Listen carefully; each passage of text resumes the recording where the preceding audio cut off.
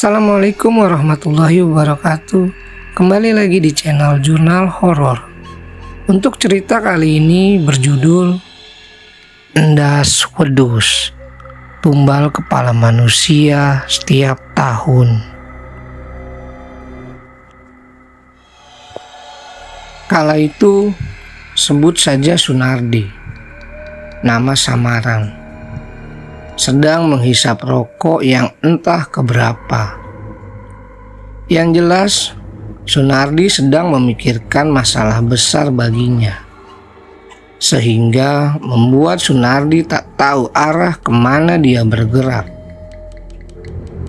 Tiap malam, Sunardi tidak bisa tidur. Mata memerah dengan lingkaran hitam di area matanya. Di saat kepasrahan Sunardi memutuskan untuk pergi ke suatu tempat di mana dia merupakan salah satu saudaranya. Sebut saja Mbah Tangil. Mbah Tangil merupakan saudaranya yang sering mengurus masalah perekonomian manusia. Menurutnya, salah satu jalan keluarnya yaitu Mbah Tangil. Sunardi menceritakan semuanya tentang masalah dirinya. Dirinya terlilit hutang karena judi yang telah merusak dirinya hingga merusak semua bisnis dan usahanya yang digeluti sejak ia muda.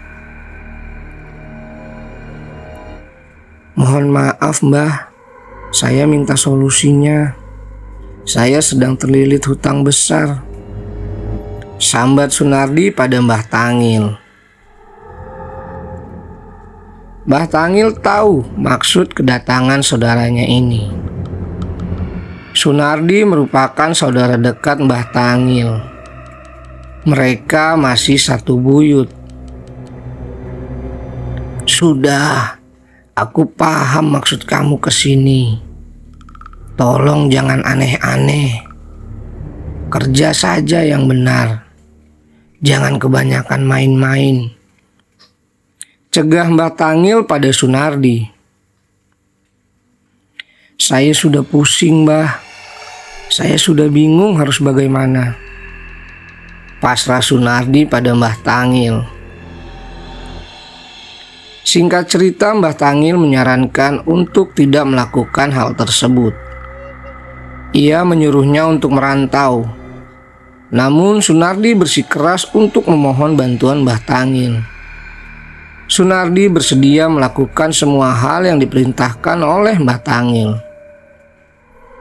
Akhirnya Mbah Tangil menyanggupi permintaan Sunardi. Mbah Tangil meminta Sunardi datang kembali pada malam Jumat Kliwon bulan Suro dengan membawa beberapa persyaratan.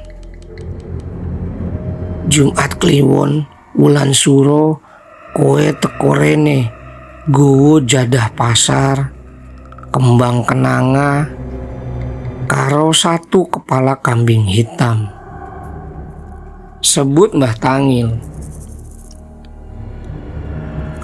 Endas wedus Mbah. Seketika kaget tidak karuan dengan mata melotot ke Mbah Tangil. Sunardi tahu persyaratan terakhir yang dimaksud Mbah Tangil. Dengan wajah panik kebingungan, Sunardi mengiyakan ucapan Mbah Tangil. Pikiran Sunardi semakin kacau karena harus memikirkan hutang dan persyaratan Mbah Tangil. Hari berhari berganti. Sunardi kurus memikirkan tindakan yang akan dia lakukan. Namun entah setan apa yang merayunya. Akhirnya Sunardi memutuskan untuk kembali ke Mbah Tangil. Tepat di gubuk Mbah Tangil, Sunardi duduk dengan hati yang panik tidak karuan. Gimana Di? Siap benerankah? Tanya Mbah Tangil pada Sunardi. Saya sudah memikirkan matang-matang Mbah. Tapi ya itu, saya bingung nyari kambingnya, jelas Sunardi. Ya itu terserah kamu Di. Yang penting anak cucuku jangan jadikan tumbal, ucap Mbah Tangil memperingatkan Sunardi. Solusinya apa, Mbah? Ada solusi tidak? Tanya Sunardi kembali. Solusinya kamu menyebar jala. Cuma ya agak susah. Bose kadang suka milih-milih, saran Mbah Tangil. Mbah, apa tidak kasihan jika menyebar jala? Orang yang tidak salah jadi kena imbasnya. Hati prihatin Sunardi akan tindakan yang dia buat. Ya itu kembali lagi ke kamu. Yang jelas itu hal tidak baik. Kamu harus memikirkan matang-matang, jawab Mbah Tangil. Aku butuh waktu lagi, Mbah, buat memikirkan ini, ucap Sunardi merasa lemas dan takut. Jumat Kliwon bulan Suro 5 hari lagi, Di. Yang saya minta nanti kamu tidak usah kembali lagi ke sini, saran Mbah Tangil. Sunardi kembali ke rumah dengan hati gelisah, seolah masalah besar datang ke dirinya. Sunardi mengemudi mobil dengan hati tidak karuan, merasa bingung dan entah harus bagaimana. Malam Jumat Kliwon sudah tinggal 1 hari. Tepat malam Kamis, Sunardi kembali ke rumah Mbah Tangil. Assalamualaikum, Mbah. Mohon maaf, ini saya Sunardi. Sunardi mengetok pintu sambil menghisap rokoknya. Waalaikumsalam. Sini duduk, jawab Mbah Tangil. Gimana sih, Di? Yang saya harapkan kamu tidak kembali ke sini lagi, sesal Mbah Tangil pada saudaranya. Saya sudah memutuskan, Mbah. Saya menggunakan caranya Mbah, jawab Sunardi dengan perasaan gelisah. Di, kamu itu pebisnis. Harusnya kamu sadar setiap hal itu ada resikonya. Dan ini tidak main-main, tegas Mbah Tangil menyadarkan Sunardi. Saya sudah tidak kuat. Ini sudah keputusanku. Apapun resikonya, saya siap menanggung, jawab Sunardi. Ya sudah, kalau itu maumu. Besok malam kamu saya akadkan dengan bosnya. Besok persyaratan harus kamu siapkan, ucap Mbah Tangil. Iya, Mbah, saya sudah yakin. Terima kasih bantuannya, jawab Sunardi. Malam Jumat bulan Suro telah tiba. Tepat jam 18.00, Sunardi melesat menuju gubuk Mbah Tangil. Perasaan takut, bimbang, stres menggeluti jiwa Sunardi. Tok tok tok. Sunardi mengetuk pintu gubuk Mbah Tangil. Assalamualaikum, Mbah. Ini Sunardi. Suara Sunardi terdengar dari dalam gubuk Mbah Tangil. Waalaikumsalam. Iya, Di, masuk saja, sahut Mbah Tangil. Mbah Tangil menuju ruang tamu menemui Sunardi. Duduk dulu, Di. Saya bikinin kopi dulu ya, ucap Mbah Tangil. Tidak usah repot-repot, Mbah. Saya baru saja minum, jawab Sunardi. Halah, tidak apa-apa, Di. Buat ngangetin badan kamu, sahut Mbah Tangil. Mbah Tangil keluar membawakan secangkir kopi dan singkong untuk disuguhkan ke Sunardi. Minum dulu, Di, biar tenang, tawar Mbah Tangil. Iya, Mbah, terima kasih, jawab Sunardi. Sunardi mulai meneguk kopi yang disuguhkan Mbah Tangil. Gimana, Di? Siap tidak? Tanya Mbah Tangil lagi. Siap, Mbah. Saya sudah yakin, jawab Sunardi. Saya peringatkan satu lagi ya. Ini resiko besar. Nyawa orang lain tidak bersalah taruhannya. Dan bisa juga nyawa kamu dan keluargamu. Pesan Mbah Tangil. Tidak apa-apa, Mbah. Bisnis saya sedang hancur. Hutangku di mana-mana. Ditagih tiap hari. Saya sudah pusing. Sudah stres. Jawab Sunardi. Iya sudah. Malam ini kamu saya akadkan dengan bosnya. Setelah itu, kamu ikut aku ke Sungai Semawur. Suruh Mbah Tangil. Mbah Tangil masuk ke ruang kamarnya untuk menyiapkan prosesi akad dengan bos yang disebutkan oleh Mbah Tangil. Mbah Tangil keluar kamar sambil membawa carik dan dupa wangi. Di, darahmu teteskan di mangkuk. Sedikit saja, dikeluarkan dengan cara digigit. Suruh Mbah Tangil. Sunardi melakukan perintah Mbah Tangil. Nampak darah keluar dari jari Sunardi. Sunardi meneteskan darahnya di mangkuk yang berisi kain kafan putih. Sudah, Mbah, sahut Sunardi. Darahmu ini jadi lantaran akad sama calon bos kamu, tegas Mbah Tangil. Mbah Tangil kembali masuk ke ruangan kamarnya yang digunakan sebagai ritual hajat Sunardi. Lama Sunardi menunggu ritual Mbah Tangil. Akhirnya Mbah Tangil keluar sambil membawa karung goni yang diikatkan di tongkat, khas seperti seorang pendekar zaman kuno. Ayo Di, kita berangkat ke Sungai Semawur, ajak Mbah Tangil. Kita sudah sampai, Di. Kamu sudah ditunggu bosmu di bawah air terjun, ucap Mbah Tangil lagi. Sunardi melanjutkan jalan kaki melalui jalan setapak untuk menuju air terjun Sungai Semawur. Menggunakan senter terang, Sunardi berjalan dengan hati yang sangat panik. Mbah, misal terjadi suatu hal, Mbah jangan bilang siapa-siapa, ucap Sunardi supaya Mbah Tangil merahasiakan ritualnya tersebut.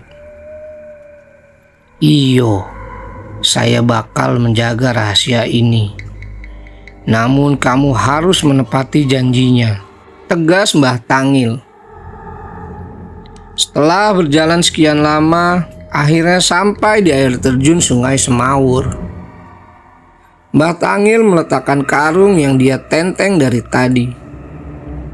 Semua media ritual Mbah Tangil keluarkan.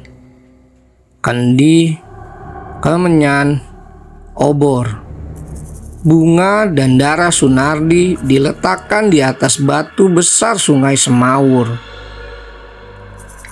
Mantra-mantra mulai keluar dari mulut Mbah Tangil. Dupa dan kemenyan mulai bersahutan menusuk hidung Sunardi. Angin dingin mulai terasa di pundak Sunardi. Di, bajumu lepas. Setelah itu masuk sungai, pinta Mbah Tangil. Mbah Tangil memberikan sesaji di setiap sudut benatuan Sungai Semawur. Di belakang air terjun itu ada goa. Kamu bawa darah dan mori ini ke sana, perintah Mbah Tangil. Nggih Mbah, jawab Sunardi. Aku tidak tahu yang bakal datang di goa itu. Genggam erat darah dan kain kafan ini. Jangan kasihkan ke siapapun. Di sana ada yang nemuin kamu. Kalau berhasil, tandane darah ini tidak luntur. Jika gagal, darah itu hilang. Saya mantau dari sini, ucap Mbah Tangil. Sunardi mulai berjalan menuju goa di belakang air terjun dengan membawa kain putih yang selalu ia lindungi dari cipratan air terjun. Saya tegaskan lagi ke kamu, kalau kamu yakin, kamu langsung masuk ke goa. Tapi kalau kamu tidak yakin, sebelum masuk goa kamu langsung mundur. Jangan ragu. Kalau sudah masuk goa, aku tidak tahu kamu bakal kembali lagi atau tidak. Itu semua tergantung kamu sendiri, teriak Mbah Tangil kepada Sunardi. Malam Jumat Kliwon sudah mendekati tengah malam. Sunardi belum juga keluar dari goa air terjun Sungai Semawur. Waktu menunjukkan jam 3 pagi. Sunardi belum kunjung keluar dari dalam goa air terjun Sungai Semawur. Mbah Tangil terus membacakan beberapa mantra dengan duduk bersila.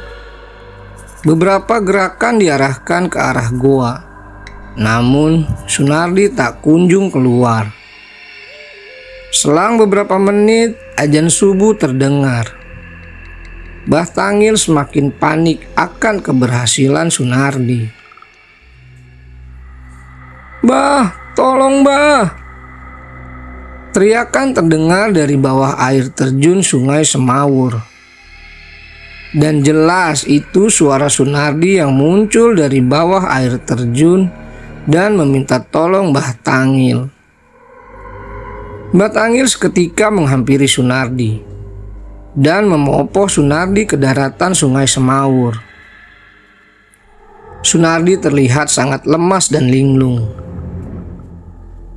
"Di, sadar Di, ini Mbah Tangil," ucap Mbah Tangil sambil menggerakkan badan Sunardi. Mbah Tangil membacakan mantra di wadah yang berisikan air, lalu dibasuhkan ke wajah Sunardi. "Tolong Mbah, tolongin aku." Seketika Sunardi terbangun dengan wajah pucat dan gelagapan. "Piye, aman toh?" tanya Mbah Tangil. "Tolong Mbah, aku ora kuat. Aku wedi. Aku wegah mati," jawab Sunardi dengan rasa takut. "Di mana kain kafanmu, Di?" tanya Mbah Tangil. "Tidak tahu Mbah, aku tidak mau mati," jawab Sunardi. Mbah Tangil membuka telapak tangan Sunardi dan masih terlihat kain kafan berada di genggamannya. "Masih ada Di.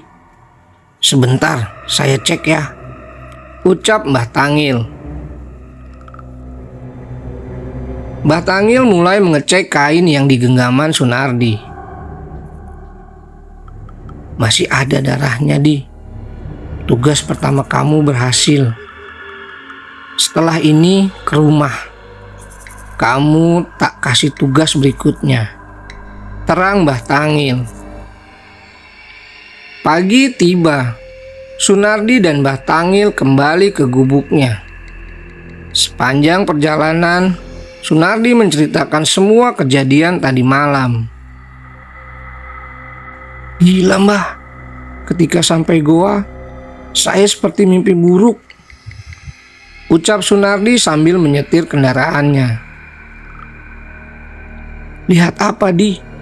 tanya Mbah Tangil. "Pas saya sampai goa, seketika gelap semua.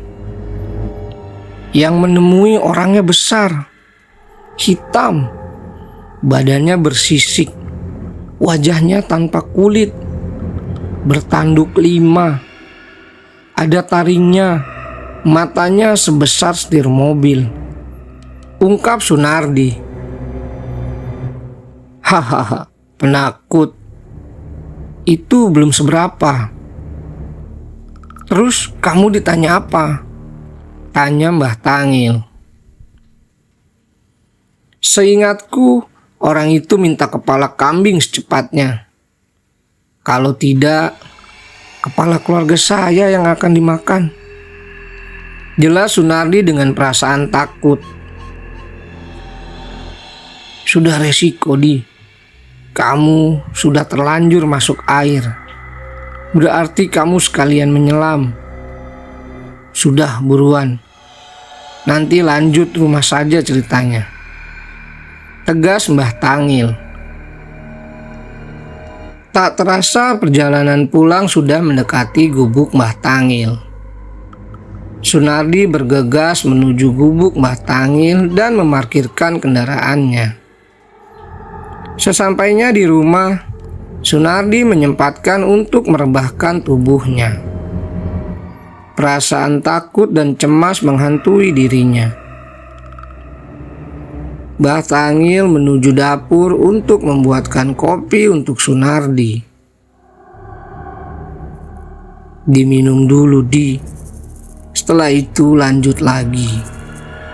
Waktu kamu cuma Jumat ini. Terang Mbah Tangil supaya Sunardi bergegas menyelesaikan tugasnya. Terus apa lagi yang harus saya lakukan, Mbah? Tanya Sunardi. Kamu saya kasih raja. Silahkan kamu sebar di jalan. Kalau kamu tidak mendapatkan korban, keluargamu yang bakal jadi tumbal. Perintah Mbah Tangil sembari memberikan kain kafan. Ini apa, Mbah? Aku harus membuang di mana? Tanya Sunardi. Itu sudah urusanmu. Dunia dan akhirat sudah kamu yang nanggung. Jawab Mbah Tangil. Iya, Mbah. Saya sudah siap resikonya. Jawab Sunardi. Perlu diingat, kamu datang ke sini bulan Suro. Setiap bulan Suro, kamu harus memberikan sesembahan kepala. Kalau sampai lupa, keluargamu bakal jadi taruhannya. Mbah Tangil menegaskan ke Sunardi untuk selalu rutin memberikan tumbal dengan apapun itu caranya. Pagi itu Sunardi kembali ke rumah. Keluarga Sunardi tidak tahu apa yang semalam Sunardi lakukan. Di rumah, Sunardi sudah disediakan sarapan oleh istrinya. Bapak kok baru pulang? Janjinya mau ngajak adek ke pasar malam. Tanya Nina, anak kedua Sunardi yang masih berumur 10 tahun. Bapak lembur, Dek. Bapak menginap di kerjaan. Tadi malam kan malam Jumat. Ih, serem. Jawab Sunardi sambil menggelitiki Nina, anak kedua yang sangat dia cintai. Ya sudah, ayo sarapan dulu aja. Bercandanya nanti. Nina mau lauk apa ini? Tanya Sumi, istri Sunardi. Telur sama kecap, Bu. Jawab Nina. Rio memberi kabar tidak, Bu? Tanya Sunardi pada Sumi. Rio merupakan putra pertamanya yang baru saja masuk bangku perkuliahan. Tadi malam ngabari, Pak. Katanya kos-kosan di sana mahal semua. Jawab Sumi. Bapak tak tanya teman-teman di sana. Barangkali ada yang ringan, Bu. Sahut Sunardi. Iya, di sana ada yang ringan. Cuma kejauhan, Pak. Jarak dari kampus lumayan jauh. Harapan saya tak suruh nyari yang jaraknya dekat, sahut Sumi sambil menikmati sarapan paginya. Sunardi memiliki perusahaan kain dan pabrik gula. Kala itu Sunardi menjadi bos yang kaya raya dan terpandang. Namun karena ketamakannya dan suka bermain judi, Sunardi mengalami kebangkrutan. Asetnya dijual dan separuh karyawannya di PHK. Jam 9, Sunardi mulai melancarkan aksinya. Sunardi keluar berpamitan dengan alasan pekerjaan. Memutari seluruh jalanan untuk memasang raja yang diberikan Mbah Tangil. Sunardi menemukan lokasi yang menurutnya cocok untuk menjaring tumbal. Tikungan Banger. Lokasi ini yang pertama kali Sunardi temukan, dan menurutnya sangat memungkinkan untuk menjadi tumbal. Di jalan tersebut terdapat batu yang lumayan besar. Bungkusan kain yang diberikan Mbah Tangil Sunardi siapkan untuk segera ditanam di bawah batu besar. Sunardi menggali lubang sambil melihat-lihat sekitar, memastikan tidak seorang pun melihat Sunardi sedang menanam raja tersebut. Tepat setelah 2 hari Sunardi memasang raja di tikungan Banger, terdengar berita telah terjadi kecelakaan mobil terperosok menabrak batu yang dipasangi raja oleh Sunardi. 2 orang meninggal dengan luka parah di kepalanya, dan 3 orang mengalami luka serius. Selama kejadian kecelakaan tikungan Banger menjadi sangat menyeramkan. Kerap warga yang melintas mendapati sosok penampakan yang meminta tolong untuk mengembalikan kepala. Sementara Sunardi mulai menikmati hasil ritualnya. Bisnis Sunardi mulai berkembang. Kekayaan Sunardi mulai meningkat. Semua kebutuhan Sunardi terpenuhi. Hutang-hutang Sunardi terbayarkan. Tahun bertahun berlalu. Sunardi lupa menarik raja yang dia pasang. Setiap tahunnya tikungan Banger kerap memakan korban meninggal karena Raja Sunardi masih terpasang di batu tikungan Banger.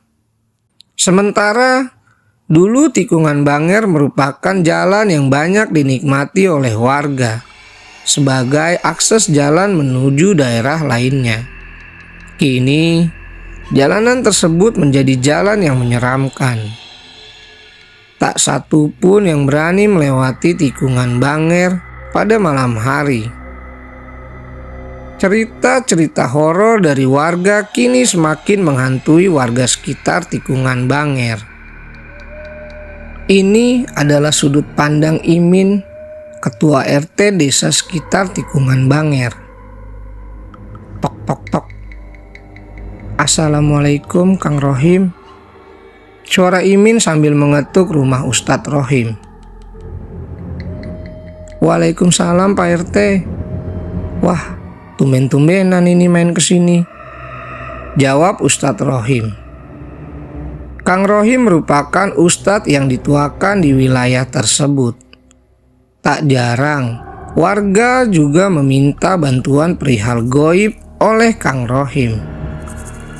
Walaupun Ustadz Kang Rohim sangat enggan dipanggil Ustadz karena kerendahan hatinya. Iya ini Kang, mumpung tidak sibuk.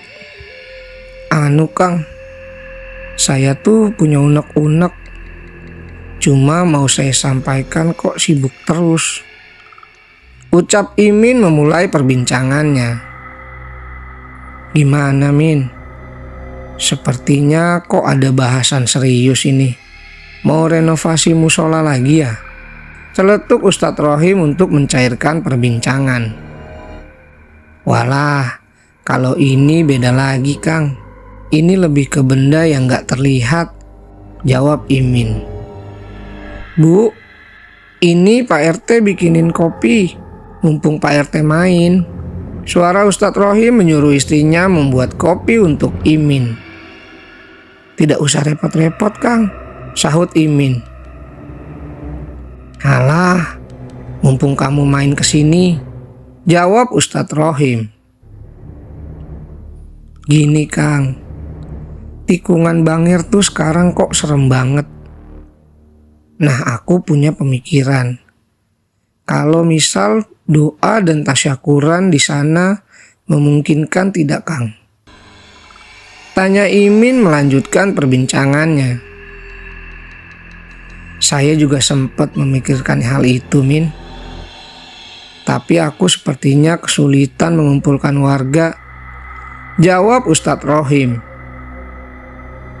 Warga saya yang atur Kang. Kamu yang mengatur harinya saja. Enaknya kapan? Sambung Imin. Kalau Jumat depan gimana Min? Tahlil rutinan saya liburkan dulu. Ganti doa bersama di lokasi sana, sahut Ustadz Rohim.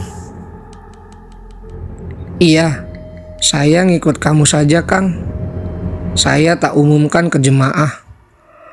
Jadi warga suruh doa bersama dan bawa tasyakuran seikhlasnya ya, jawab Imin.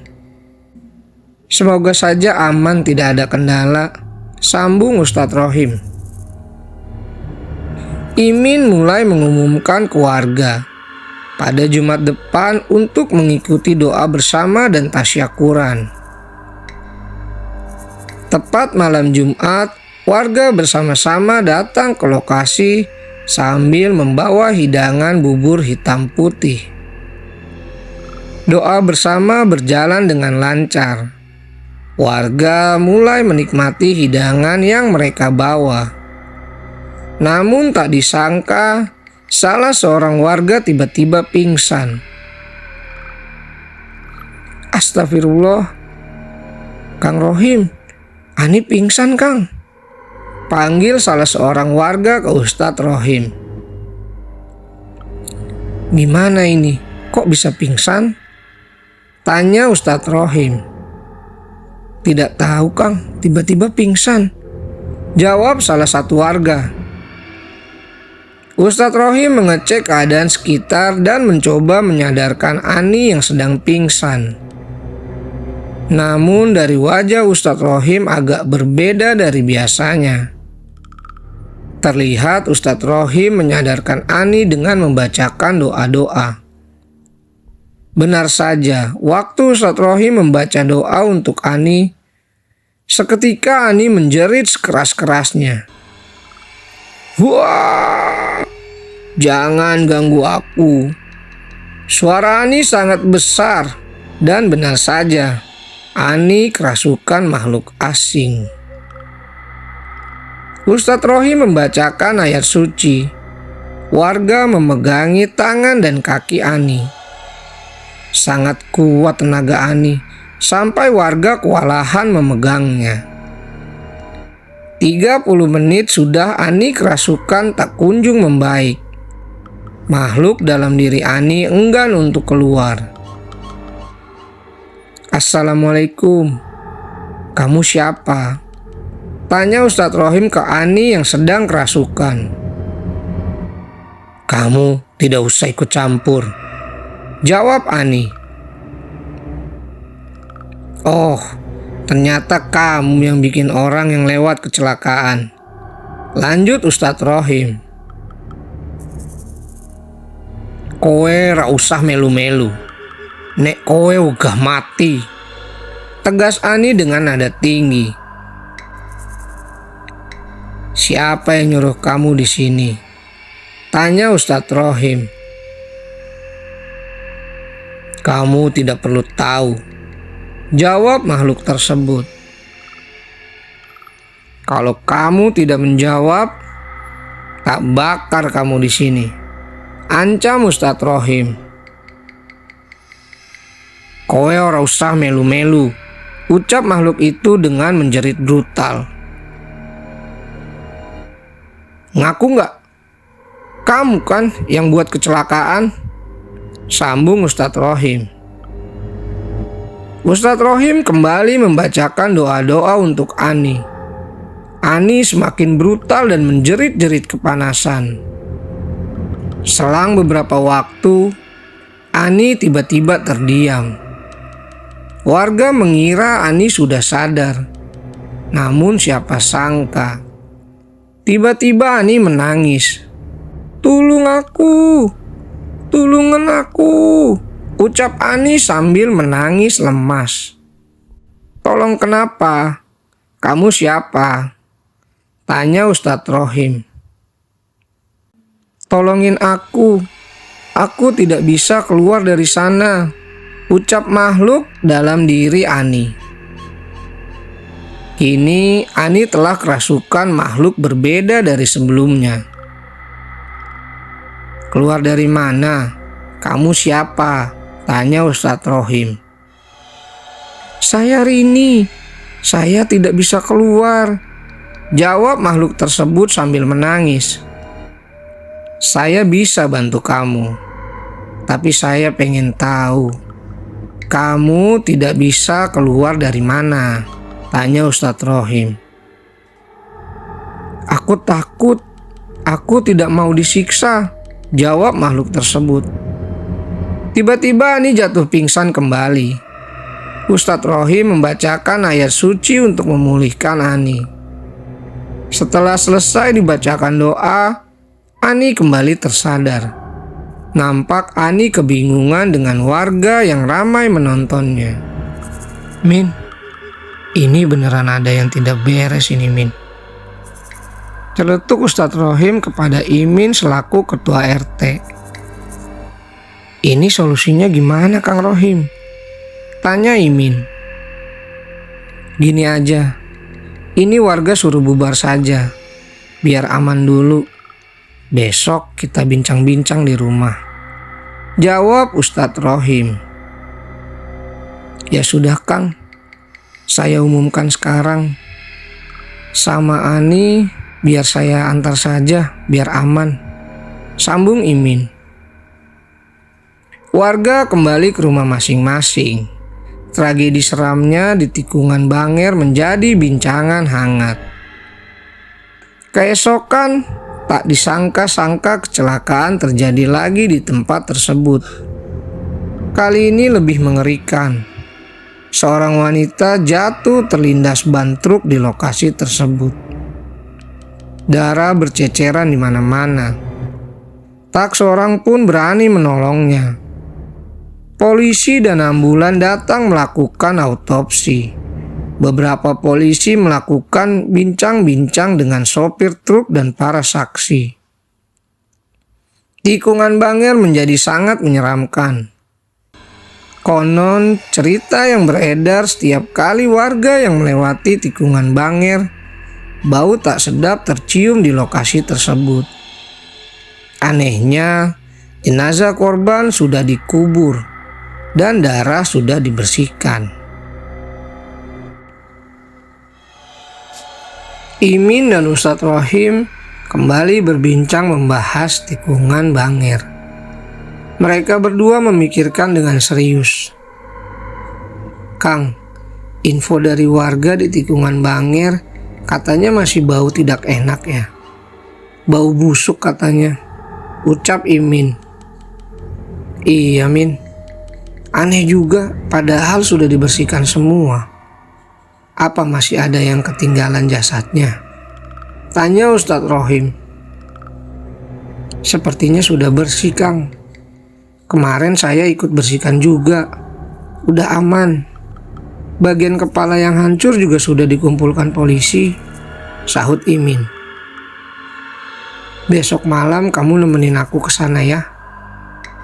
Malam ini istirahat. Sama saya tak persiapan. Insya Allah terkuak semua masalah yang di sana," ucap Ustadz Rohim.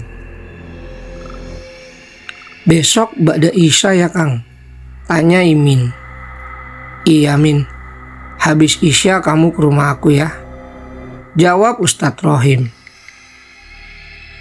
Tok tok tok. Assalamualaikum Kang. Sudah siapkah?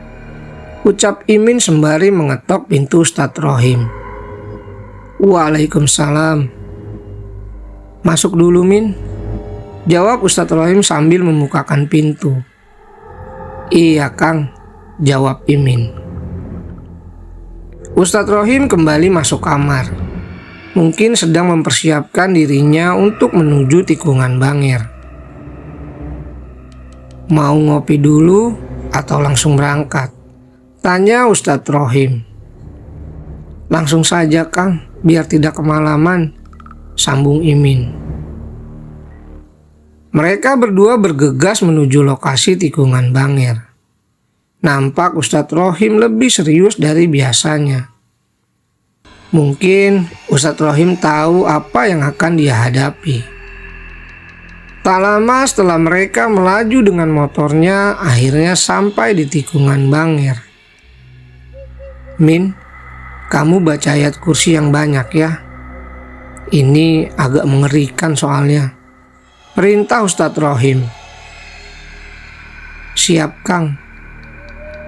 Tapi aman kan ya? Jawab Imin. Ustadz Rohim mulai membaca wirid di dekat batu besar tikungan Bangir. Mungkin Ustadz Rohim tahu keberadaan tempat bersembunyi makhluk halus yang sering membuat warga kecelakaan. Wirid yang dibaca Ustadz Rohim nampak berbeda dari biasanya. Wirid ini lebih panjang dan asing di telinga Imin. Setengah jam Ustadz Rohim membacakan doa. Tiba-tiba Ustadz Rohim berdiri melingkari batu tersebut. Min, ini mengerikan dan banyak Min. Kewalahan kalau kita berdua, ucap Ustadz Rohim. Solusinya gimana Kang? Tanya Imin. Ini kita putar balik saja. Aku punya teman, besok saya kabari. Coba besok bisa kesini atau tidak, jawab Ustadz Rohim. Tut, tut, tut. Nampak handphone Ustadz Rohim sedang melakukan panggilan kepada seseorang. Assalamualaikum. Halo Mbah Jo. Punten, ini Rohim. Sapa Ustadz Rohim pada Abah Sumarjo. Waalaikumsalam. Subhanallah Rohim, lama tak ada kabar kamu, jawab Abah Sumarjo. Iya, masih sibuk terus. Bagaimana kabarnya Mbah Jo? Tanya Ustadz Rohim. Alhamdulillah, sehat, baik-baik saja Min. Kamu kabarnya gimana Min? Tanya Abah Sumarjo sambil berjalan keluar rumah mencari sinyal. Alhamdulillah doanya Bah. Insya Allah baik-baik saja, sambung Ustadz Rohim. Abah Sumarjo merupakan rekan Ustadz Rohim saat nyantri dahulu. Abah Sumarjo lebih senior dari Ustadz Rohim. Namun mereka berdua kenal dekat dan selalu melakukan misi yang sama sejak di pondok dahulu. Ada misi apa ini? Tumben-tumbenan, tanya Abah Sumarjo yang sudah menebak jika Ustadz Rohim akan mengajak melakukan misi seperti masa di pondok. Hahaha, wah Mbah Jo tahu aja nih. Padahal mau tak ajak jalan-jalan loh ini. Hahaha. Candaan Ustadz Rohim pada Abah Sumarjo masih sangat seperti dulu. Halah, gaya kamu tuh. Mana mungkin kamu ngajak jalan-jalan saya. Paling juga ngajaknya nyari demit. Hahaha. Sambung Abah Sumarjo untuk mencairkan suasana. Gini Mbah Jo, Mbah Jo ada waktu nggak untuk datang ke Jawa? Ya kita reuni sambil menjalankan misi. kata Ustadz Rohim pada Abah Sumarjo. Ada misi apa lagi emang, Min? Tanya Abah Jo. Biasa, Bah. Cuma mau ngetes ilmu Bah Jo. Masih tajam gak? Hahaha. Canda Ustadz Rohim. Oke lah. Minggu depan saya sempatin ke Jawa. Tapi jangan lupa singkong gorengnya. Hahaha. Ucap Abah Sumarjo. Siap lah, Bah. Sesaji buat Abah Jo akan kami siapkan. Hehehe. Jawab Ustadz Rohim. Walaupun mereka terpaut senior dan junior, namun mereka sangat akrab karena selalu sukses menjalankan misinya.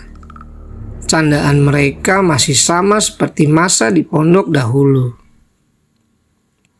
Oke, Min, insya Allah malam Jumat depan aku kesana. Janji Abah Sumarjo. Matur suwun Mbah Jo. Sebelumnya maaf Mbah Jo, saya kasih kabar lewat telepon. Ucap Ustadz Rohim. Halah, santai aja. Tak kira kamu malah udah nyewu, Min.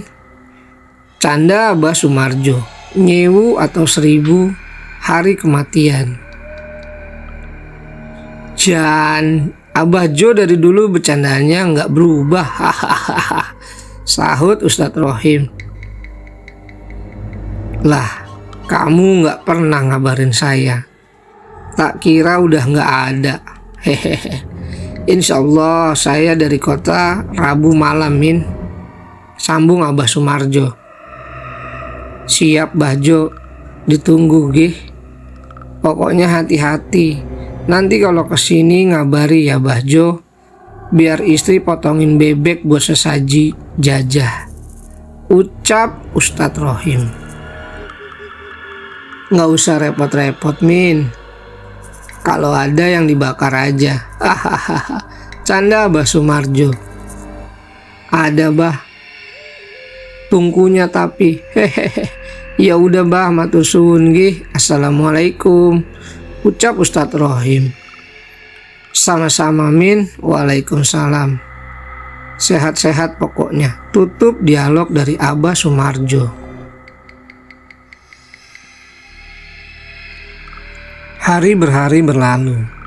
Ustadz Rohim mulai mempersiapkan dirinya dan mencari cara untuk menghadapi tikungan Banger. Begitupun Abah Sumarjo. Beliau mulai mempersiapkan dirinya untuk menghadapi lokasi tersebut. Abah Sumarjo tahu bahaya yang akan dia hadapi bukan sembarang tempat, namun tempat yang telah memakan tumbal banyak manusia demi keserakahan Sumardi. Kring, kring, kring. Suara telepon Ustadz Rohim berbunyi. Nampak notif dari Abah Sumarjo. Assalamualaikum, halo Bah. Sapa Ustadz Rohim sembari mengangkat teleponnya. Waalaikumsalam, Min. Ini aku berangkat. Entar di perempatan yang menuju ke rumah kamu aku dijemput ya. Agak lupa soalnya. Perintah Abah Sumarjo. Siap Bah. Nanti kabar-kabar kalau sudah sampai perempatan gih. Jawab Ustadz Rohim. Oke, Min. Assalamualaikum. Sambung Abah Sumarjo.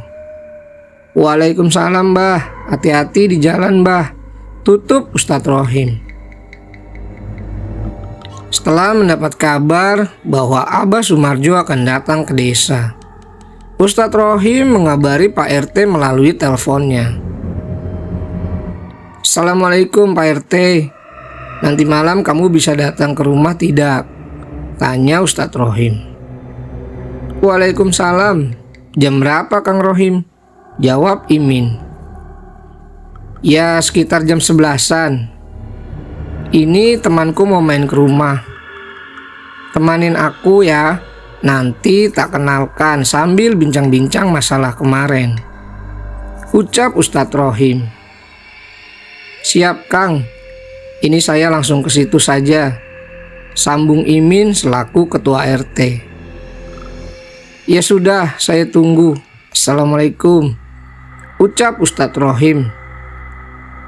Sip Kang, waalaikumsalam, tutup Imin. Setelah mereka berdua menutup teleponnya, Ustadz Rohim bergegas merapikan rumahnya untuk menerima tamu. Selang beberapa menit, ketokan pintu rumah terdengar. Tok tok tok. Assalamualaikum Kang. Ya, jelas itu suara Imin. Suara yang khas Pak RT yang sangat bertanggung jawab ini. Imin merupakan Pak RT yang Ustadz Rohim kagumi karena kecekatannya mengurus masalah desanya. Hampir semua kepentingan desanya Imin pikirkan. Waalaikumsalam Min, silakan masuk, ucap Ustadz Rohim. Ini sudah sampai mana Kang tamunya? Tanya Imin. Kurang paham Min. Ya perkiraan jam 11 sudah sampai sini, sambung Ustadz Rohim. Tamu dari mana Kang? Tanya Imin. Tamu dari jauh. Beliau teman lama masa pesantren. Jaduknya tidak main-main Min, jawab Ustadz Rohim. Ini ngeri. Nanti saya harus belajar sama dia, ucap Imin. Malam semakin malam. Di sela-sela perbincangan mereka, tiba-tiba telepon Ustadz Rohim berdering. Panggilan masuk dari Abah Sumarjo. Assalamualaikum Min. Saya sudah sampai di perempatan nih, ucap Abah Sumarjo. Waalaikumsalam Mbah. Lah kok cepet banget, jawab Ustadz Rohim. Cepet gundulmu, bokongku ini loh sampai pedes, celetuk Abah Sumarjo yang masih menyempatkan bercanda. Siap Bah, ini saya susul bareng teman saya, sambung Ustadz Rohim. Oke, ditunggu. Assalamualaikum. Waalaikumsalam Bah, tutup Ustadz Rohim. Cerita bersambung.